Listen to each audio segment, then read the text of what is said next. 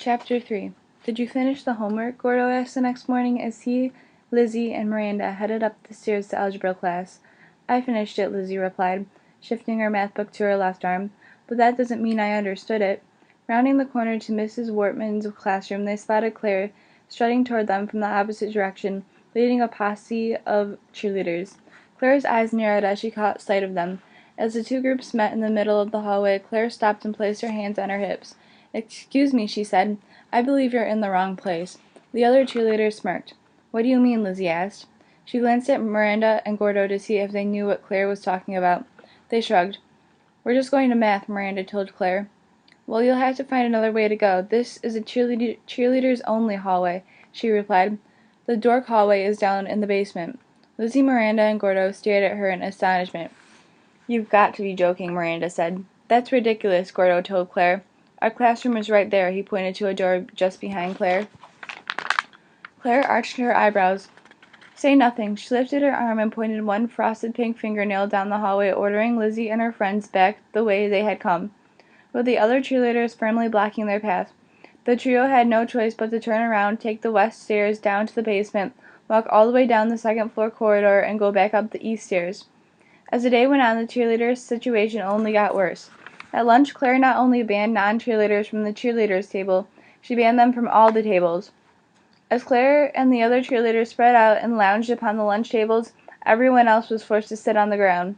The grass was so packed with students that Lizzie and her friends could barely walk through the quad. "I hate this," Lizzie said as she stumbled over someone's thermos, looking for a place to sit. "Claire is 10 times worse than Kate." "I know," Miranda said. "It's like Kate, the sequel." At last Lizzie and her friends found a tiny space in the grass. They squeezed between some other kids, holding their trays on their laps to make more room. "Did you hear what Claire did to Jenny Woods?" Lizzie asked, lowering her voice. Miranda nodded. "What'd she do?" Gordo asked. "Jenny was wearing the same outfit as Claire today, so Claire made her wear her gym uniform for the rest of the day," Miranda informed him. Gordo wasn't properly horrified, but then again, Gordo wasn't a fashion-conscious girl. "She's out of control," Lizzie said, shaking her head. "I know. I mean, look at us," Gordo cried. "We're eating lunch on the grass. At least with Kate we had a chance of getting a table, but now we're doomed to the grass. It doesn't get any worse than this." "At least if you stayed out of Kate's way, she'd leave you alone," Lizzie pointed out. "Claire seems to enjoy her work," Miranda said. Gordo nodded. "I guess the enemy you know is better than the one you don't." "I don't want enemies. I just want to eat my lunch." After school that afternoon, Mrs. McGuire came into the living room as Lainey was helping Matt rehearse his big scene for the school play. "Ah, the doorbell," Matt bellowed. "I'll get that." His mother looked bewildered. "I didn't hear the doorbell," she said. Matt glanced at Lainey and rolled his eyes. "Of course not," he said. "I was acting." Mrs. McGuire looked confused. "It's my line for the play," Matt exclaimed. "You see, the motivation for my character is that someone is at the door and I must answer it. If I don't, the play shuts down completely."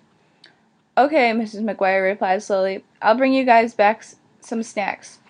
As she left for the kitchen, Matt clapped his hands together. "Okay, Lainey, from the top." Lainey nodded and picked up a pen and glass of water from the table. Gently he tapped the pen against the rim of the glass. Ding.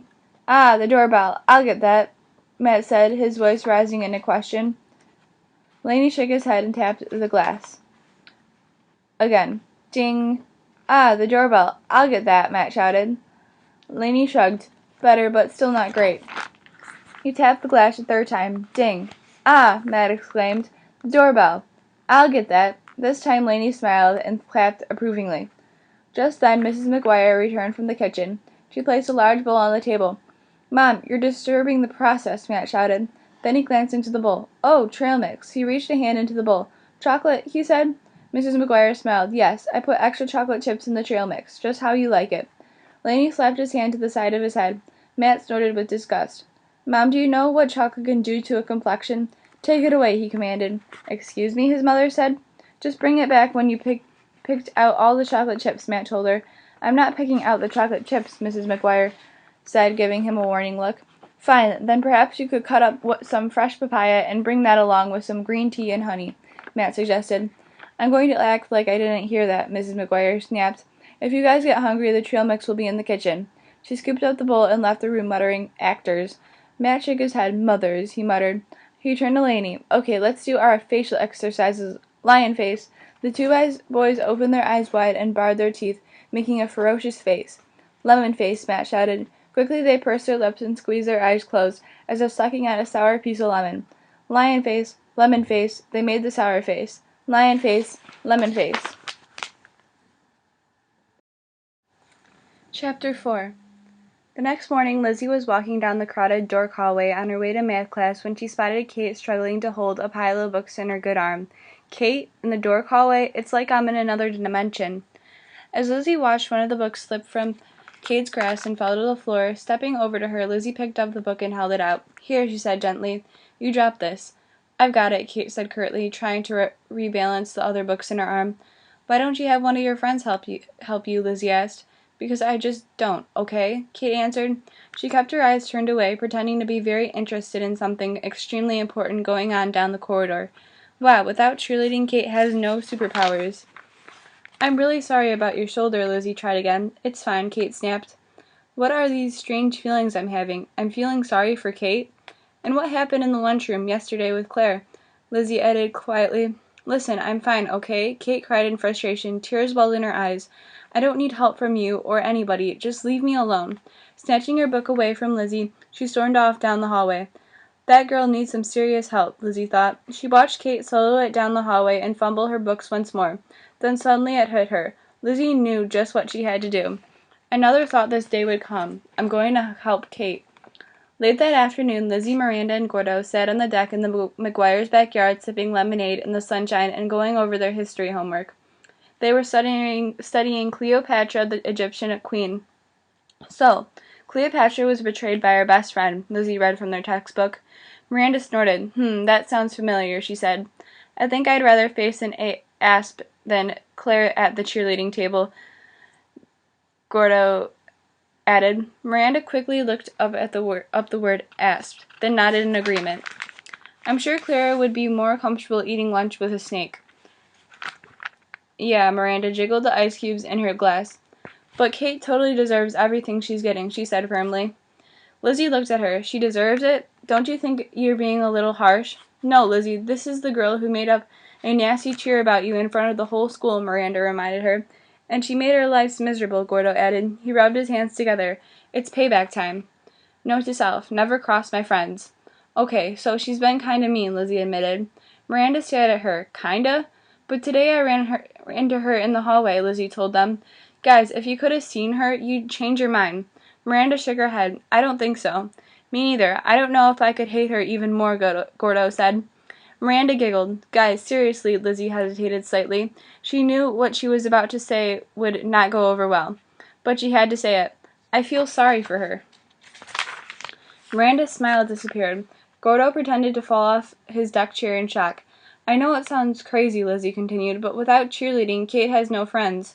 I think you're exaggerating a bit, Gordo said. Yeah, Kate has other friends, said Miranda. Lizzie raised her eyebrows. Like who? Miranda and Gordo thought for a moment. Wow, Miranda said at last, realizing she couldn't think of a single name. I never thought of it that way, Gordo said. I mean, I know that whatever happens, you guys will always be my friends, Lizzie said. But Kate doesn't have anyone like you. She sits alone at lunch. We used to be friends with Kate, Miranda said. There might be a human lurking under there somewhere. But Miranda looked doubtful as she said it. Gordo shook his head. I don't care what you guys are doing. I'm not going to be friends with Kate. I was thinking more along the lines of helping her out, Lizzie said. How? Miranda asked. By making her popular again. Again? Miranda looked at her in disbelief. We can't make ourselves popular in the first place, she pointed out. It's an interesting idea, Gordo said. He tapped his pencil against his book thoughtfully. And she got to be better than Claire. I don't think I can stand another lunch with the huddled masses. He stood up from his chair and slapped his hand down on the patio table. I'll do it. Miranda glanced at Gordo and Lizzie. Note to self, never lose my friends. Lizzie grinned. So, she said, looking from Gordo to her Miranda. The question is, how do we help Kate without Kate's help? Gordo looked skyward. Miranda doodled in her notebook. Lizzie's smile faded and she bit her pencil. This wasn't going to be easy.